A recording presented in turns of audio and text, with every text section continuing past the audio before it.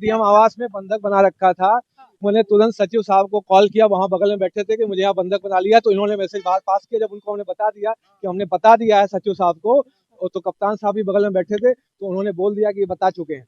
तब हमें तो आनंद फानंद में जाने दिया, क्योंकि मीडिया में मैसेज पहुंच चुका था। लखनऊ से उनको कॉल आया, जो मेरे लिए बोला गया, साला पंडित पागल हो गया है, स्पीकर फोन पे दे। और कप्तान साहब ने जाके बोला कि अभी अरे आप स्पीकर फोन पे सब सुन रहा है। मुझे पता नहीं, अब ये चेक करिए। डीएम साहब की पागल बोला है, कहते हैं साला पंडित पागल हो गया है।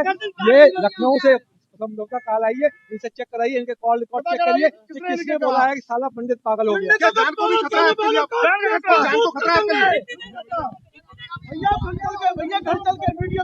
नमस्कार दोस्तों, Anupama Raj Dandotiya welfare foundation ARD news में आप सभी का स्वागत है।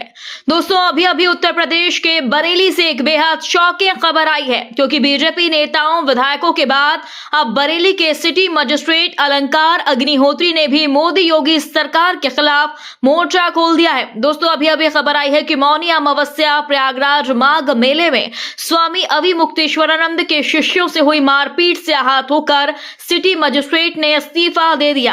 आपने सही सुना दोस्तों, आज योगी आदित्यनाथ की सरकार उत्तर प्रदेश के बरेली के सिटी मजिस्ट्रेट अलंकार अग्निहोत्री ने अपने पद से इस्तीफा दिया है। दोस्तों, अलंकार अग्निहोत्री ने यह फैसला प्रयागराज माघ मेले के दौरान शंकराचार्य स्वामी अविमुक्तेश्वरानंद के शिष्यों के साथ हुई कथित मारपीट और चोटी खींचे जाने की घटना के साथ सामान्य वर्ग, खासकर ब्राह्मण विरोधी UGC बिल के विरोध में दिया।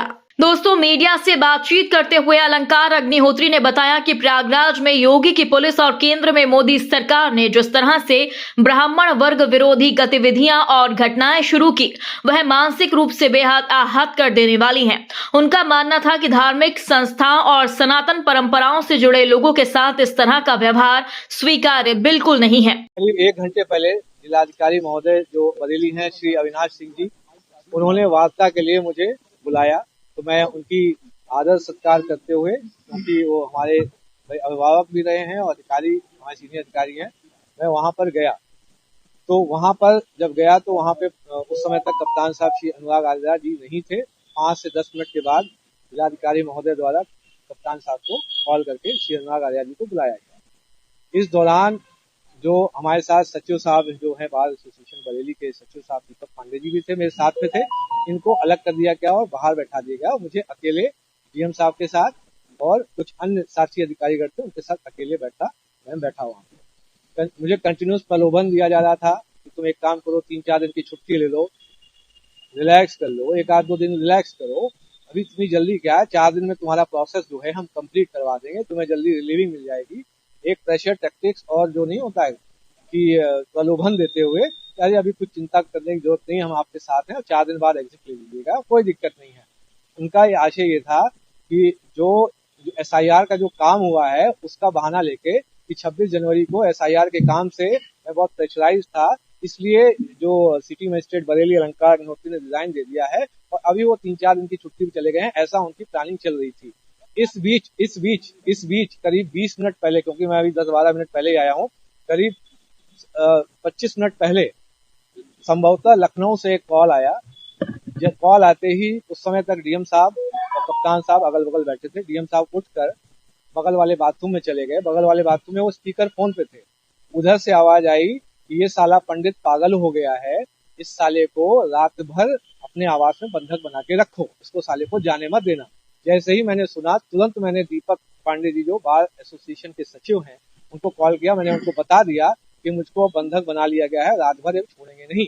जब डीएम साहब जब बाथरूम से वापस आते हैं, क्योंकि मैं कप्तान साहब के सामने, जो श्री अनुराग आर्या जी थे, उनके सामने ही मैं फोन कर चुका था, तो उन्होंने बताया ये बाहर बता चुके हैं कि हमें बंधक बना लिया गया है। तो आनंद फानंद में, क्योंकि मीडिया तक ये बात जा चुकी थी, मुझे तुरंत रिलीज किया गया। बड़ी मुश्किल से वहां एक तरीके से जान बचा के मैं भागा हूँ। अगर दीपक पांडे जी सचिव मेरे साथ नहीं होते तो वहां पे कुछ भी अभद्र घटना हो सकती थी। और ये आपको पता पड़ना है कि जिलाधिकारी महोदय को करीब 20 मिनट पहले इस लखनऊ के किस नंबर से कॉल आया है, जिसमें वो ये बोल रहे हैं साला पंडित पागल हो गया। आपने मकान खाली करने को कहा है? मकान इसलिए अब खाली करना पड़ेगा क्योंकि जो है यहाँ पे अब खतरा है।